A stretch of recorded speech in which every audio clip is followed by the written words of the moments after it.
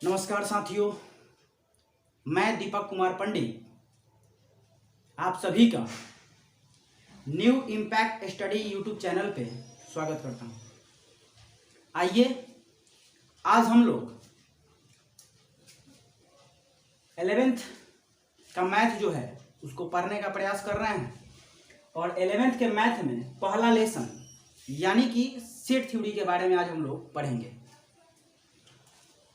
आइए सबसे पहले हम लोग जानते हैं कि समुच्चय यानी कि सेट होता क्या है। देखिए, हमारे दैनिक जीवन में सेट शब्द जो है नया नहीं है। हमारे दैनिक जीवन में बहुत सारे ऐसे शब्दों का प्रयोग होता है और बहुत बार सेट का प्रयोग करते हैं, जैसे टी सेट, कॉफ़ी सेट। लेकिन गणित में सेट जो है थोड़ा सा अलग है। तो आइए हम लोग जानते हैं कि ये आखिर सेट जो है ये होता क्या है। तो देखिए, सेट जो है ये सुपरिभाषित वस्तुओं का एक संग्रह है, यानी सुपरिभाषित वस्तुओं के संग्रह को ही कहा जाता है सेट। अब आप सोच रहे होंगे कि ये सुपरिभाषित वस्तु क्या है। तो सुपरिभाषित वस्तु का मतलब हुआ वैसा वस्तु जिसका कोई ना कोई परिभाषा है, जिसका कोई ना कोई मापदंड है। ठीक है, जैसे अगर आपसे कहा गया कि विश्व के 5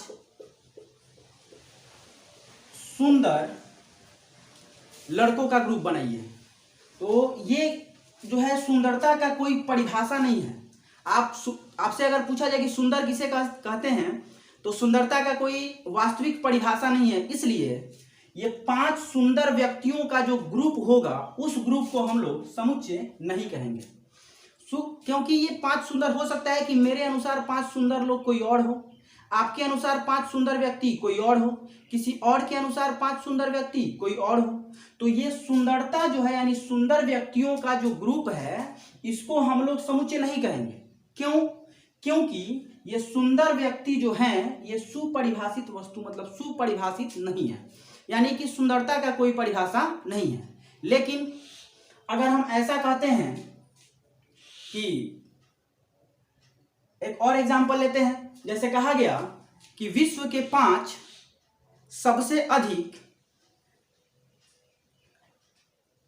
अधिक तेज व्यक्तियों का ग्रुप या सबसे अधिक विदेश यात्रा करने वाले व्यक्तियों का ग्रुप। तो ये सब जो है ये इसका कोई मापदंड नहीं है, यानी इसका कोई वास्तविक परिभाषा नहीं है जिसके अनुसार हम लोग इसका पहचान कर सकें। लेकिन अगर जैसे कहा गया कि आपके विद्यालय का 10 सबसे तेज लड़कों का ग्रुप बनाइए, तो आपके विद्यालय के 10 सबसे तेज लड़कों का जो ग्रुप होगा उस ग्रुप को हम लोग सेट नहीं कहेंगे। क्यों? क्योंकि आपके विद्यालय के जो सबसे तेज लड़कों का ग्रुप है उस ग्रुप में जो है वो ग्रुप जो है मतलब तेज लड़कों का ग्रुप जो है वो सुनिश्चित वस्तु उसको नहीं माना जाएगा।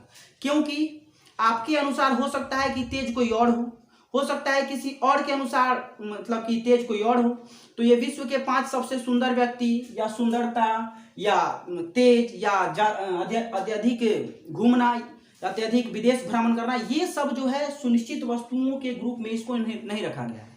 क्योंकि आप उसका कोई मतलब कि ठोस रूप से वास्तविक रूप से परिभाषा नहीं है जिसके अनुसार अब आपसे पूछा जाए कि सुंदर किसे कहते हैं, तो सुंदरता का कोई परिभाषा नहीं है। ठीक है, ये जो है मानसिक अनुभूति है। आप अपने दिमाग का जो ये आपका मानसिक अनुभूति है जिसके अनुसार आप डिसाइड करते हैं कि ये व्यक्ति सुंदर है या ये व्यक्ति सुंदर नहीं है। तो ये कोई विशेष मापदंड नहीं है, इसके अनुसार ऐसे वस्तुओं को हम लोग सुपरिभाषित वस्तु नहीं कहते हैं। तो याद रखिएगा, समुच्चय जो है ये वस्तुओं का संग्रह है, लेकिन कैसे वस्तुओं का? सुनिश्चित वस्तुओं का। ठीक है, अब जैसे अगर आपसे कहा गया कि आपके विद्यालय में वैसे विद्यार्थियों का ग्रुप बनाइए जो 70% मार्क्स लाए हैं। ठीक है, आपके विद्यालय में वैसे विद्यार्थियों का ग्रुप तैयार करिए जो 70% मार्क्स लेकर आए हैं एग्जाम में, तो ये जो है ये सुनिश्चित वस्तु माना जाएगा। क्योंकि ये एक परिभाषा है कि इसमें वही व्यक्ति शामिल होगा, इस ग्रुप में वही लड़का शामिल होगा या वही लड़की शामिल होगी जिसका मार्क्स कितना आया होगा 70%। यानी कि ये 70% जो है ये आधार है, ये परिभाषा दे रहा है कि कि जो इस ग्रुप में लोग आएंगे उनका मार्क्स कितना होना चाहिए 70%, यानी कि 70% से कम लाने वाले बच्चे जो है इस ग्रुप में शामिल नहीं होंगे। तो ये 70% जो है एक ठोस परिभाषा है, जिसके अनुसार इसके आधार पर अगर हम वस्तुओं का ग्रुप तैयार करते हैं तो ऐसे वस्तुओं के ग्रुप को ही हम कहते हैं कि समुच्चय है। तो समुच्चय का परिभाषा मेरे ख्याल से आप लोगों को समझ में आ गया होगा कि समुच्चय क्या है। तो समुच्चय जो है वस्तुओं का एक ग्रुप है, वस्तुओं का एक संग्रह है, लेकिन वैसे वस्तुओं का संग्रह है जो कैसी हो, सुपरिभाषित हो, मतलब कि जिसका कुछ परिभाषा हो, जिसके आधार पर आप यह तय कर सकें कि इस ग्रुप में ये वस्तु आएगा या इस ग्रुप में ये वस्तु नहीं आएगा। जैसे एक और एग्जांपल लेकर देखते हैं। जैसे कहा गया कि लेखक प्रेमचंद द्वारा लिखित सभी उपन्यासों का ग्रुप या सभी पुस्तकों का ग्रुप, तो ये भी हमारा एक समुच्चय होगा, क्योंकि इसमें भी परिभाषा दिया गया है कि इसमें आप उसी वस्तु को शामिल कर सकते हैं या उसी पुस्तक को शामिल कर सकते हैं जो पुस्तक जो है वो किसके द्वारा लिखा गया है, प्रेमचंद के द्वारा। ठीक है, तो यहाँ थोड़ा सा समुच्चय पर हम लोग एक बार फिर से आते हैं। समुच्चय क्या है? तो समुच्चय जो है वो वस्तुओं का एक संग्रह है, लेकिन कैसे वस्तुओं का संग्रह है? सुपरिभाषित वस्तुओं का संग्रह है। सुपरिभाषित कहने का अर्थ ये हुआ कि उसका कोई मापदंड हो, उसका कोई परिभाषा हो, जिसके आधार पर हम यह बता सकें कि इस ग्रुप में ये वस्तु आएगा या इस ग्रुप में ये वस्तु नहीं आएगा। एक और एग्जांपल लेकर समझते हैं। जैसे कहा गया कि 10 प्राकृत संख्याओं का ग्रुप या 10 प्राकृत संख्याओं का समुच्चय, तो ये जो है या 10 प्राकृत संख्याओं का संग्रह।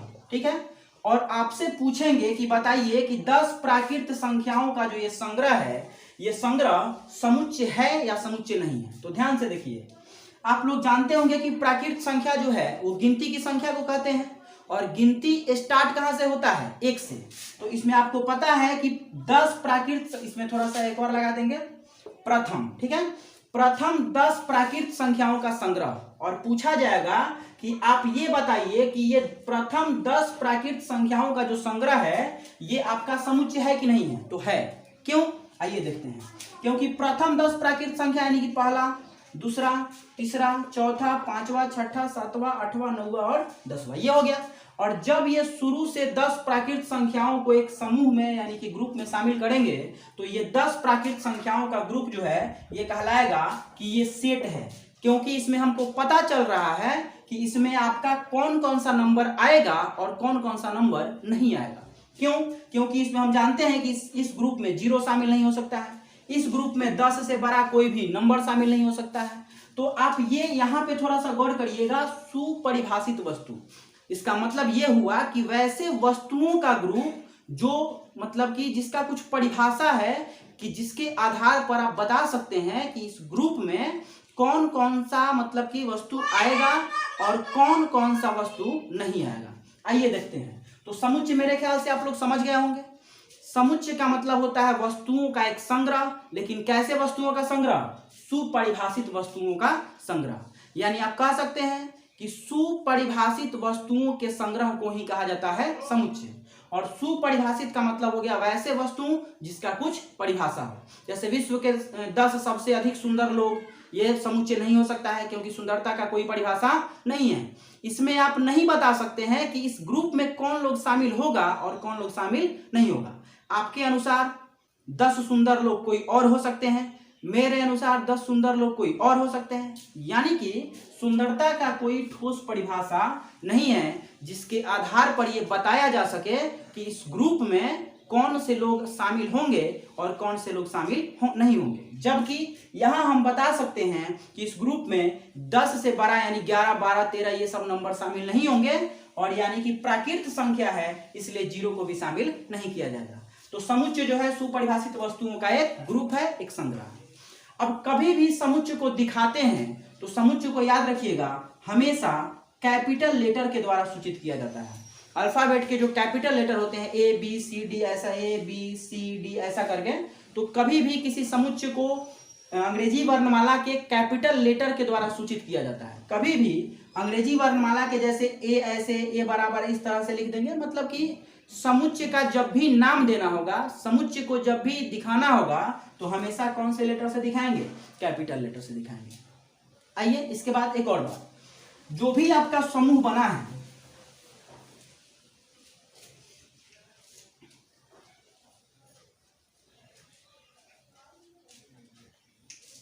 समुच्चय समझ में आ गया? समुच्चय को हमेशा कैपिटल लेटर से दिखाएंगे, ठीक है। कभी भी समुच्चय को दिखाना होगा तो हमेशा कैपिटल लेटर से दिखाया जाएगा, और समुच्चय को ये जो है मझले ब्रैकेट के अंदर बंद करके लिखा जाएगा। ये दो बात ध्यान में रखिएगा। कभी भी समुच्चय को दिखाना हो तो अल्फाबेट यानी अंग्रेजी वर्णमाला के कैपिटल लेटर के द्वारा ही सूचित किया जाएगा, और जब भी समुच्चय को दिखाना होगा तो इस मझले ब्रैकेट में समुच्चय को बंद करके लिखा जाता है। जैसे 1 2 3 4 5, ये प्रथम 5 प्राकृत संख्याएं हैं, और इसको अगर हम ऐसे मझले ब्रैकेट में बंद करते हैं तो ये हो जाएगा प्रथम 5 प्राकृत संख्याओं का समुच्चय। और इसका कुछ नाम अगर देना चाहते हैं तो आप कोई भी कैपिटल लेटर दे सकते हैं, ABCD कुछ भी। तो समुच्चय जो है सुपरिभाषित वस्तुओं का एक संग्रह है, ठीक है। और समुच्चय को कैपिटल लेटर के द्वारा सूचित करते हैं, और समुच्चय को हमेशा जो है मझले ब्रैकेट के अंदर लिखा जाता है, इसमें कोई दिक्कत नहीं है। अब आते हैं समुच्चय में एक आता है आपका अवयव, या इसको कहते हैं सदस्य, या इसको एलिमेंट भी कहा जाता है, ठीक है। तो थोड़ा सा इस पर फोकस करते हैं कि ये अवयव या सदस्य या एलिमेंट होता क्या है। तो देखिए, कोई भी समुच्चय जिससे मिलकर बना होगा वही उस समुच्चय का अवयव या सदस्य या एलिमेंट कहलाएगा। जैसे मान लीजिए यहाँ पर कोई समुच्चय बना दिए हैं, एक समुच्चय बी बना दिए हैं। जैसे इसमें डाल दिया गया कि इसमें डाल दिया गया 1 है 2 है 3 है, ठीक है। तो ये पूरा समुच्चय जो है 3 सदस्यों से मिलकर बना है, 1 2 और 3। तो ये जो 3 वस्तुओं से मिलकर बना है 1 2 3, इनमें से प्रत्येक को कहते हैं कि ये क्या है? अवयव है। यानी कि सेट बी जो है, समुच्चय बी जो है, इसका अवयव 1 है 2 है 3 है, ठीक है। अब इसके लिए 2 सिंबल का प्रयोग करते हैं। हालांकि देखिए, यूनानी भाषा का एक शब्द है, ये इसको पढ़ते हैं एप्सिलॉन, ठीक है। यूनानी भाषा का एक शब्द है, इसको पढ़ते हैं एप्सिलॉन, लेकिन सेट में इसका प्रयोग जो है मतलब कि दूसरे अर्थ में किया जाता है। आइए देखते हैं वो क्या होता है। तो देखिए, बी जो है, बी सेट है, और इस सेट में कितने सदस्य हैं? तो 3 सदस्य हैं, सदस्य 1 2 और सदस्य 3।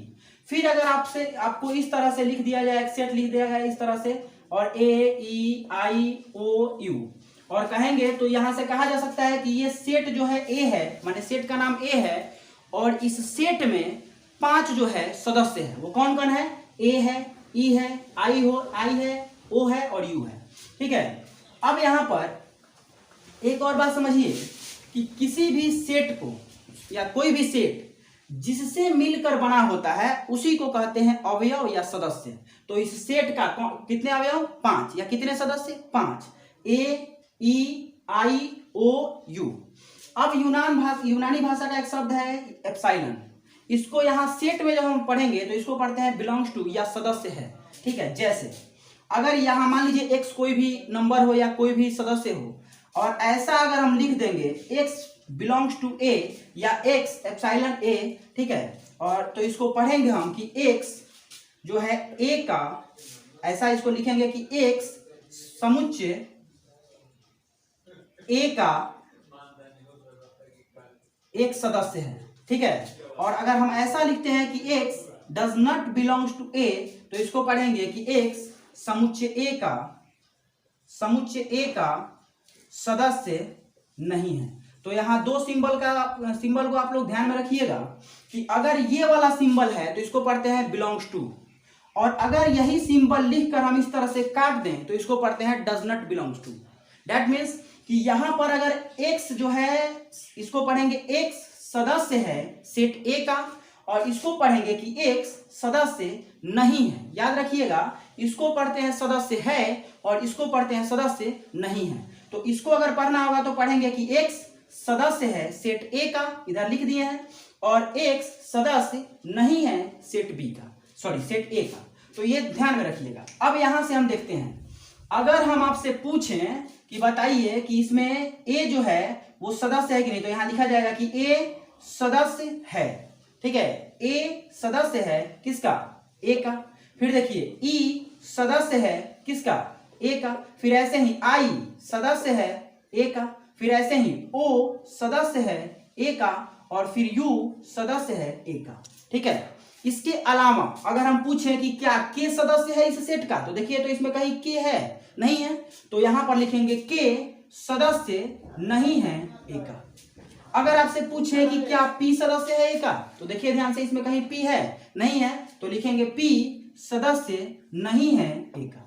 तो यहां ध्यान में रखिएगा दो सिंबल, इसको पढ़ते हैं बिलोंग्स टू यानी सदस्य है, और इसी को अगर हम इस तरह से लिख कर काट देंगे तो इसको पढ़ेंगे सदस्य नहीं है। ठीक है, इतना बात मेरे ख्याल से समझ में आ गया होगा। आइए अब हम लोग पढ़ते हैं कि समुच्चय को कितने विधि से लिखा जा सकता है, यानी कि कितना रूप में लिखा जा सकता है। ठीक है, इसको मिटा दिया जाए।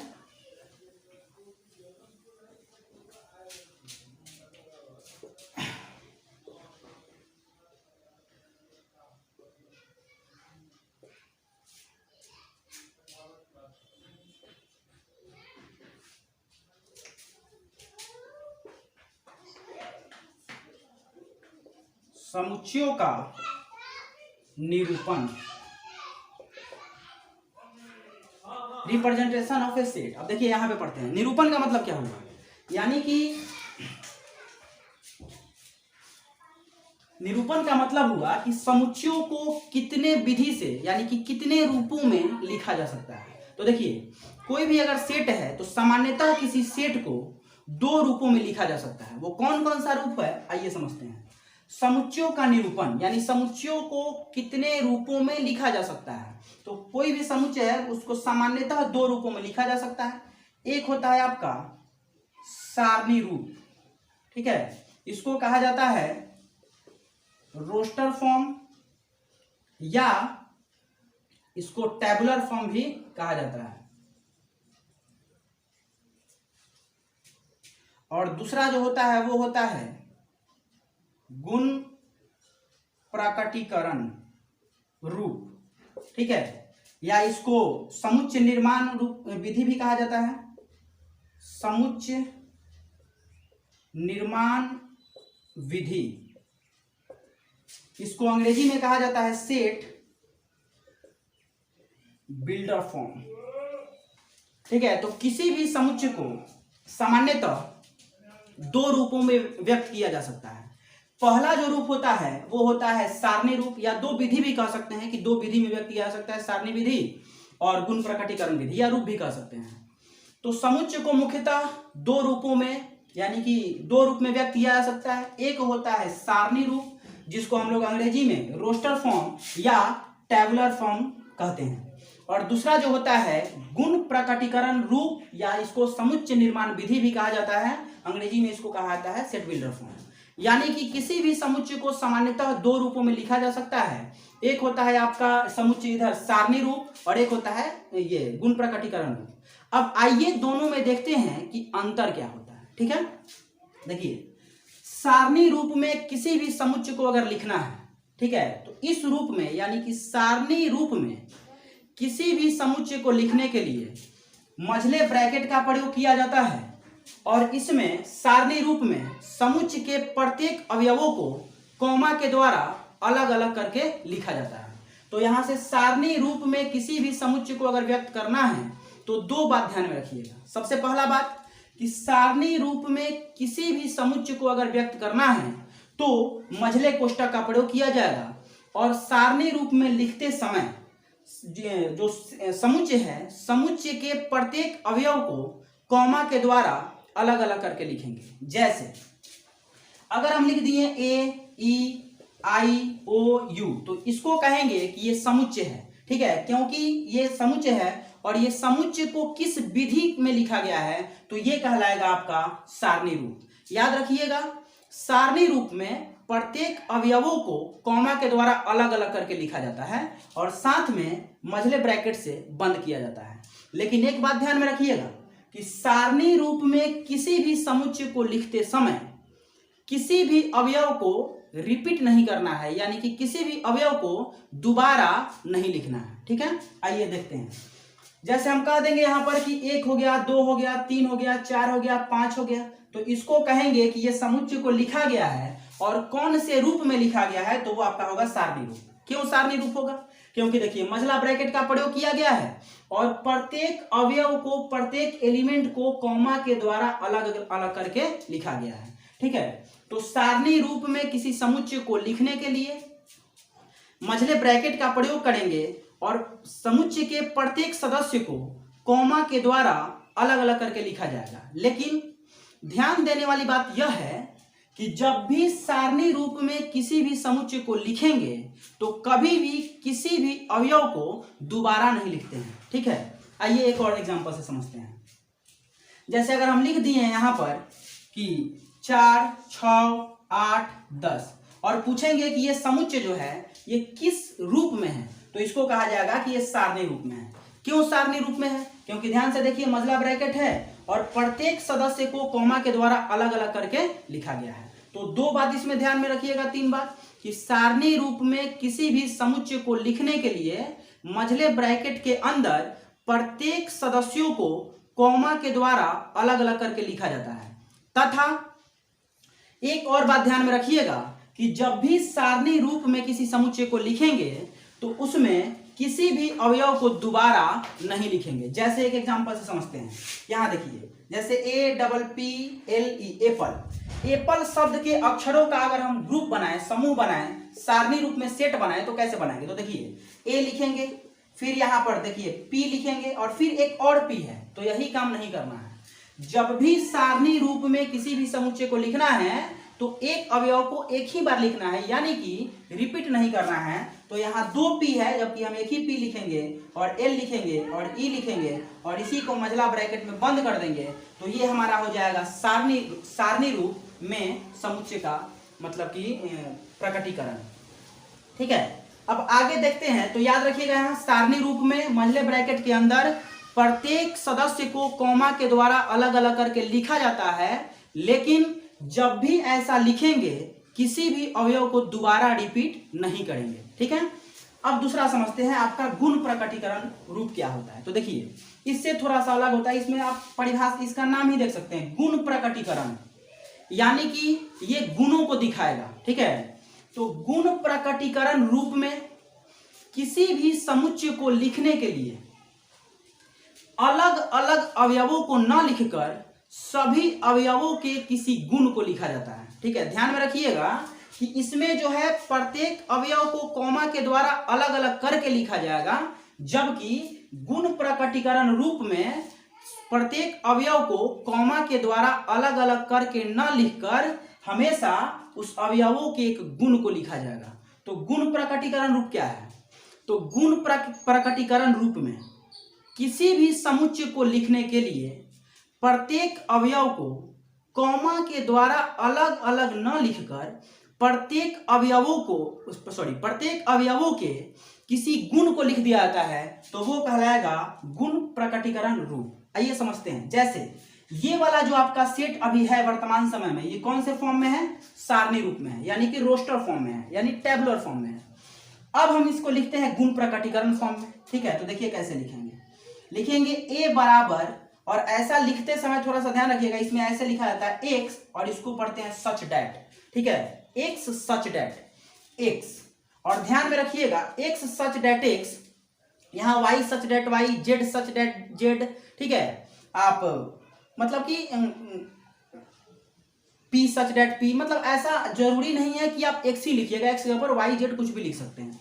अब यहां से समझिए, अब इसी समुच्चय को हम अभी ये है सारणी रूप में और इसी समुच्चय को लिखना है गुण प्रकटीकरण रूप में। तो अभी ये तो अलग अलग अवयव को कॉमा के द्वारा लिखा गया है, अब इसको अगर गुण प्रकटीकरण रूप में लिखना है तो कैसे लिखेंगे? तो देखिए इसके जितने भी अवयव हैं, 5 गो अवयव है, A E I O U, इसका कोई गुण है तो ध्यान से देखिएगा तो आपको पता चलेगा कि अंग्रेजी वर्णमाला के ये सभी क्या हैं? स्वर हैं। तो लिखेंगे यहां पर A बराबर x सच डैट x,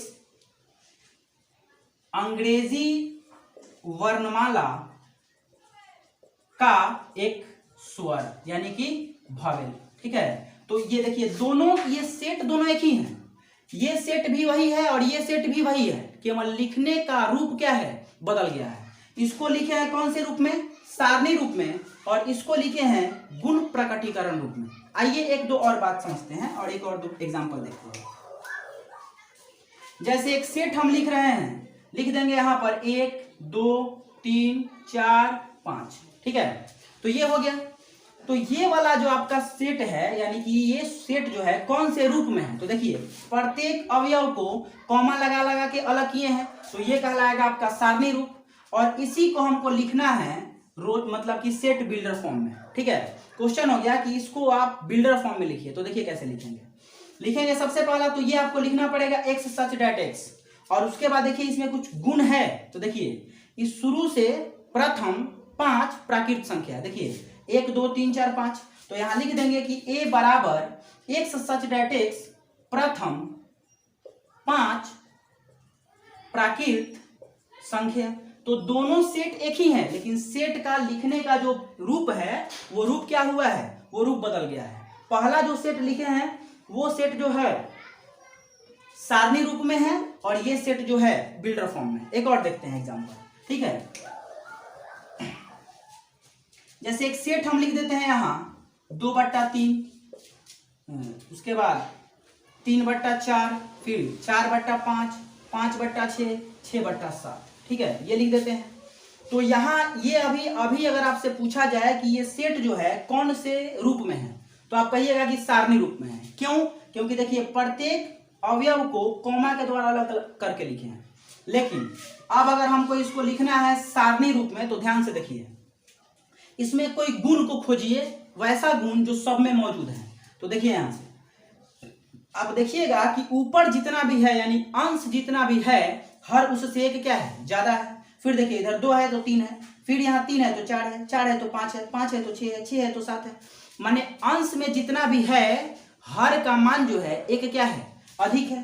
तो यहां लिखेंगे कि x सच डेट x, ठीक है, x सच डेट x, और यहां पर लिख देंगे कि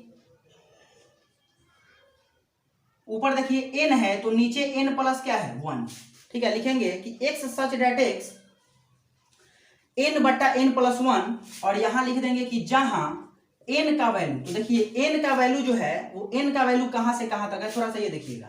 तो n का वैल्यू कहां से कहां तक है, तो n का जो वैल्यू है वो 2 से बड़ा या बराबर है, ठीक है। और अंतिम देखिए 6 से छोटा या क्या है, बराबर है। इसको लिखना बहुत जरूरी है।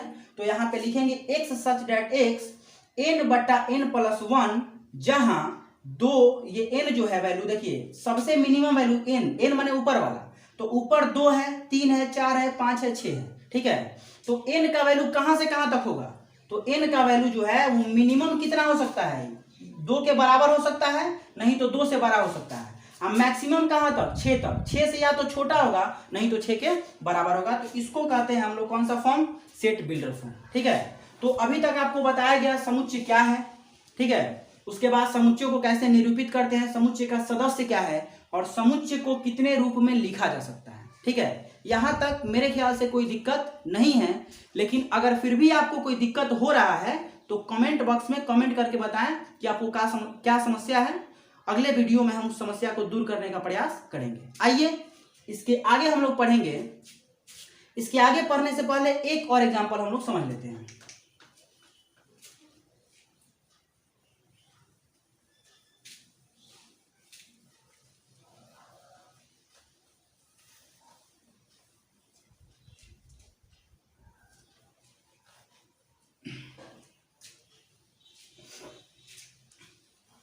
जैसे एक सेट हम लिख रहे हैं इधर कि 0, फिर लिख रहे हैं 3, फिर लिख रहे हैं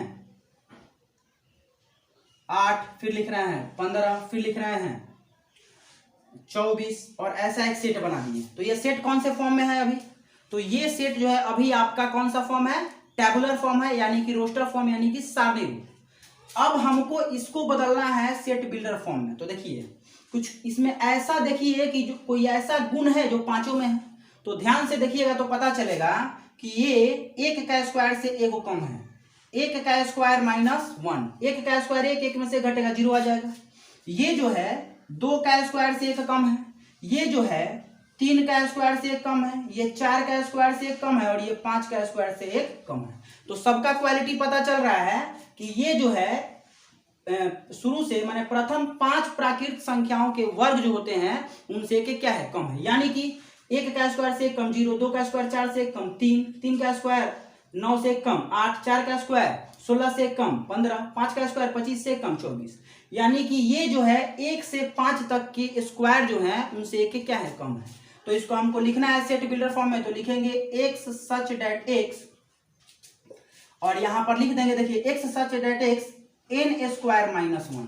ठीक है, स्क्वायर से एगो कम n स्क्वायर माइनस 1, जहां ये लिखना बहुत जरूरी है, जहां n का मान कहां से कहां तक, तो n का मान जो है यही ना n है, देखिए n स्क्वायर, तो n का मान कहां से कहां तक, तो किसके स्क्वायर से एक कम है, तो मिनिमम कहां 1 से बड़ा या बराबर और छोटा मैक्सिमम कहां 5। ठीक है, तो 5 से छोटा या बराबर। ध्यान से समझिए, यहां आपको ये लिमिटेशन बता रहा है, मतलब ये जो है बता रहा है ये कि 1 से अधिक लेना है। ठीक है, तो देखिए 1 के बराबर या 1 से अधिक, तो मिनिमम 1 है, मतलब 1 से कम नहीं ले सकते हैं। ठीक है, और 1 से बड़ा ले सकते हैं, लेकिन कहां तक, तो अधिकतम 5 तक, 5 या 5 से छोटा। तो देख लीजिए फिर से अगर इसमें रखेंगे तो यही मिल जाएगा। देखिए कैसे, तो ये वाला जो है गुण प्रकटीकरण रूप हो गया। अब अगर फिर इसको इस रूप में लिखना चाहते हैं तो देखिए कैसे लिख देंगे, n का मान कहां तक, मिनिमम कहां रखना है 1, तो 1 रखेंगे तो 1 का स्क्वायर 1 में से 1 घटेगा 0। फिर 1 से बढ़ते जाना है, 1 से बड़ा देखिए 1 से बड़ा ले सकते हैं, तो 1 से बड़ा 2 रखेंगे, 2 का स्क्वायर 4, 4 में से घटेगा 3, फिर उसके बाद यहाँ 3 रखेंगे तो 9, 9 में से घटेगा 8, फिर 4 रखेंगे 16, 16 में से घटेगा 15। फिर देखिए मैक्सिमम कहां तक, या तो 5, देखिए या तो 5 के बराबर, नहीं तो 5 से छोटा है, तो 5 के बराबर रखेंगे तो 25 और 25 में से घटेगा क्या हो जाएगा 24। तो देखिए फिर से ये वाला सेट मिल गया।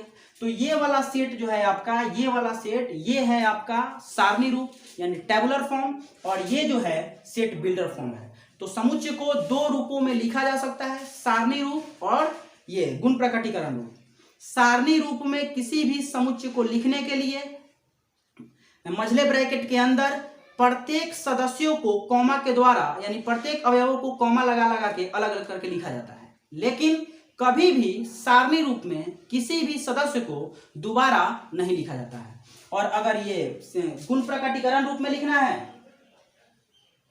तो गुण प्रकटीकरण रूप में लिखने के लिए ये सदस्यों यानी कि अवयवों के को अलग अलग कॉमा लगा करके नहीं लिखना है, उसमें क्या करना है, सभी सदस्यों के गुणों को लिखना है। ठीक है, तो यहां तक मेरे ख्याल से कोई समस्या नहीं है। आगे पढ़ते हैं समुच्चयों का प्रकार। ठीक है,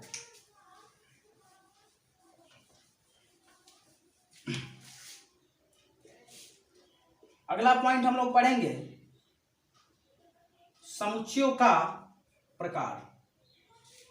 ठीक है, तो देखिए समुच्चय जो है मुख्यतः होते हैं 6 तरह के, हालांकि उसके अलावा भी होते हैं कुछ। समझिए, सबसे पहला आपका होगा इसमें रिक्त समुच्चय, जिसको अंग्रेजी में कहा जाता है, अच्छा ये रिक्त समुच्चय को शून्य समुच्चय भी कहा जाता है।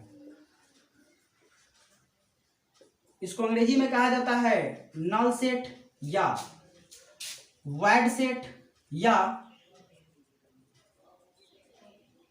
Empty set. ठीक है, तो नल सेट, वॉइड सेट या इम्पटी सेट या रिक्त समुच्चय या शून्य समुच्चय सब एक ही हैं। ठीक है, दूसरा जो होता है वो आपका होता है एकल समुच्चय। ठीक है, जिसको अंग्रेजी में कहा जाता है सिंगलटन,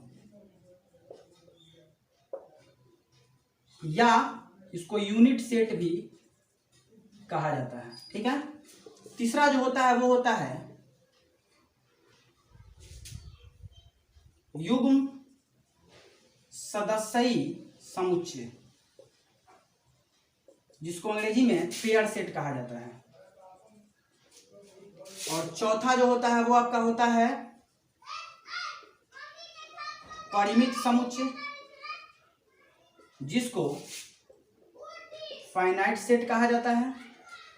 और पांचवा जो होता है वो आपका होता है अपरिमित समुच्चय, जिसको इनफाइनाइट सेट कहा जाता है।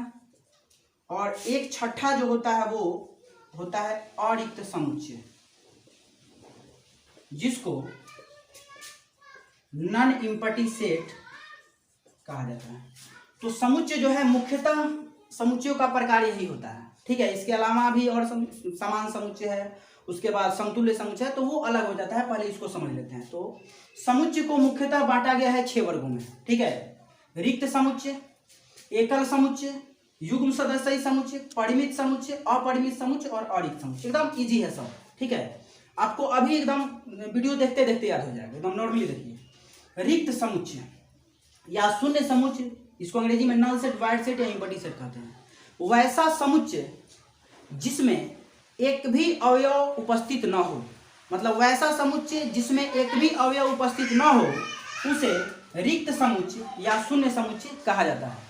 इसे सामान्यतः या तो फाई के द्वारा दिखाते हैं और नहीं तो ऐसे मझला ब्रैकेट बना देंगे, इसमें कोई भी एलिमेंट को नहीं भरा जाता है।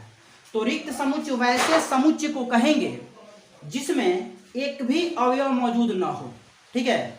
और उस समुच्चय को या तो फाई के द्वारा सूचित करेंगे और नहीं तो ये मझला ब्रैकेट बना देंगे, इसमें कोई भी सदस्य नहीं भरेंगे, मतलब फाई या इसके द्वारा सूचित किया जाता है। तो कहीं भी अगर लिखा जाएगा फाई तो आपको समझ लेना है वो कौन सा समुच्चय है, रिक्त समुच्चय। या कहीं भी अगर ऐसा मतलब कि ब्लैंक ब्रैकेट बना दिया गया तो भी आपको समझ जाना है कि वो कौन सा समुच्चय है, रिक्त समुच्चय है। अब एग्जाम्पल समझते हैं। तो ये तो हो गया आपका सारणी रूप, ठीक है, ये तो सारणी रूप में हो गया। अब एग्जाम्पल से कुछ पॉइंट समझते हैं, कैसे आपको पता चलेगा कि ये जो है रिक्त समुच्चय है। तो देखिए, जैसे लिख देंगे कि एक्स सच डेट एक्स एक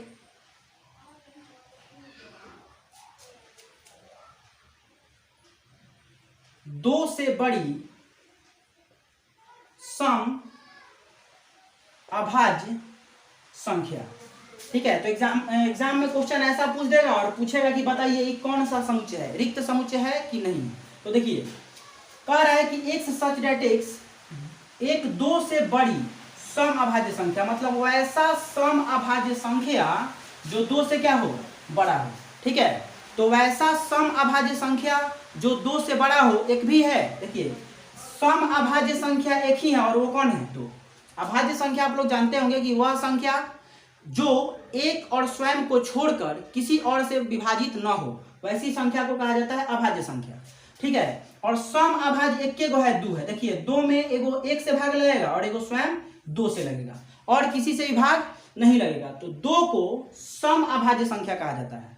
और दो से बड़ा कोई भी ऐसा अभाज्य संख्या नहीं है जो सम है, जबकि यहां कह रहा है कि एक दो से बड़ी सम अभाज्य संख्या, तो दो से बड़ा कोई भी ऐसा अभाज्य संख्या नहीं है जो सम है, इसलिए इसको कहें इसमें एक भी सदस्य नहीं है, माने खाली है, ऐसा कोई भी सेट नहीं है, इसलिए इसको कहेंगे कि कौन सा समुच्चय है, रिक्त समुच्चय है, ठीक है। एक और एग्जांपल से समझते हैं।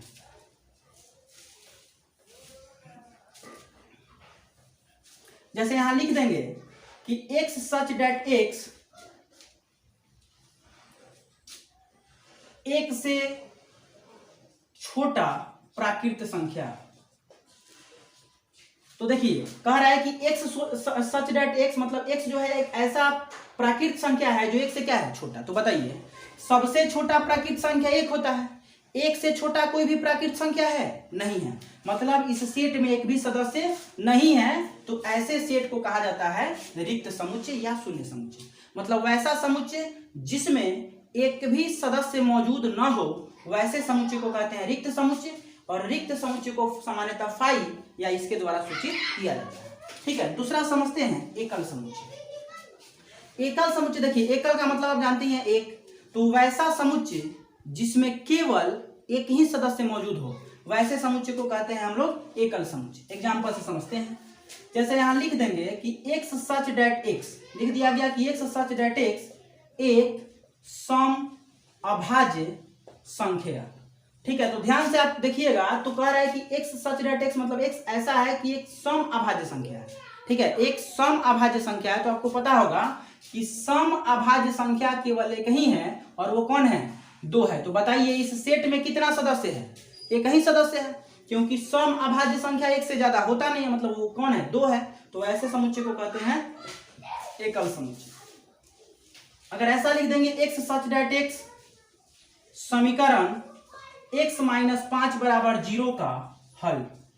ठीक है, तो ध्यान से देखिएगा, तो x माइनस 5 बराबर 0 को हल करिएगा तो x का केवल वैल्यू क्या निकलेगा, एक को निकलेगा, और वो कौन होगा, 5। तो इसका x माइनस 5 बराबर 0 का हल 5 है, यानी कि यही हमारा क्या है, सेट। तो इसमें कितना सदस्य है, एक सदस्य है।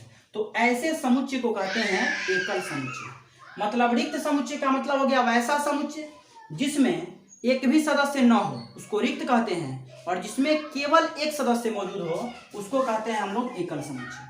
आगे समझते हैं युग्म सदस्य समुच्चय किसे कहते हैं। तो इसका भी परिभाषा सिंपल है, वैसा समुच्चय जिसमें केवल दो सदस्य हो, वैसा समुच्चय जिसमें केवल दो सदस्य हो उसे युग्म सदस्य समुच्चय कहते हैं। जैसे मान लीजिए ऐसा लिख देंगे हम 2 3, तो देखिए इसमें कितना सदस्य है, दो सदस्य है, तो इसको कहा जाएगा कि ये युग्म सदस्य समुच्चय है। या ऐसा लिख देंगे कि x सच डेट x समीकरण x square plus 4x plus 4 बराबर 0 का हल। तो आपको पता होगा कि ये द्विघात समीकरण है, ठीक है, तो इसका अधिकतम कितना हल होगा, 2 गो हल होगा। तो इसमें भी इसका हल निकालिएगा तो 2 गो हल होगा, माने इसमें समुच्चय में 2 गो अवयव आएंगे, यानी कि इसको भी कौन सा समुच्चय कहेंगे, युग्म सदस्य समुच्चय। ठीक है, आगे देखिए, आगे जो है ये तो और आसान है, परिमित समुच्चय, माने वैसा समुच्चय जिसके अवयवों को गिना जा सके उसको कहते हैं परिमित समुच्चय। जैसे इसके अवयव को गिना जा सकता है, ये भी गिना जा सकता है, तो ये सब का सब कहलाएगा आपका परिमित समुच्चय। लेकिन अगर हम लिख देते हैं ऐसा कि x सच डेट x एक प्राकृत संख्या, तो बताइए प्राकृत संख्या मतलब कहां तक है, अनलिमिटेड है, तो इसको अगर लिखेंगे तो 1 2 3 कहां तक, अनंत तक। तो ऐसे में ये जो सेट मिलेंगे, ये वाला सेट और ये वाला सेट, दोनों सेट एक ही है, लेकिन ये वाला है बिल्डर फॉर्म में और ये वाला है रोस्टर फॉर्म में। ठीक है, तो ये वाला समुच्चय जो है कौन सा समुच्चय है, अपरिमित समुच्चय है ये वाला समुच्चय। क्यों, क्योंकि इसके अवयवों को नहीं गिना जा सकता है। तो जिसके अवयवों को नहीं गिना जा सकता है वो कहलाएगा अपरिमित समुच्चय, जैसे ये वाला, और जिसके अवयवों को गिना जा सकता है वो कहलाएगा परिमित समुच्चय। जैसे आपका एग्जांपल दिए थे, जैसे लिख देंगे 2 4 6 8, तो ये वाला गिन सकते हैं, इसलिए इसको कहेंगे कि ये परिमित समुच्चय है। ठीक है, और अरिक्त समुच्चय का मतलब हो गया वैसा समुच्चय जो रिक्त ना हो, माने जो खाली ना हो उसको कहेंगे अरिक्त समुच्चय। तो ऊपर ध्यान देखिएगा, तो रिक्त को छोड़कर और ये जितना भी समुच्चय है, इस सब का सब कौन सा समुच्चय है, अरिक्त समुच्चय है। ठीक है, तो इतना रहने देते हैं, इसके आगे का क्लास कल के वीडियो में आएगा।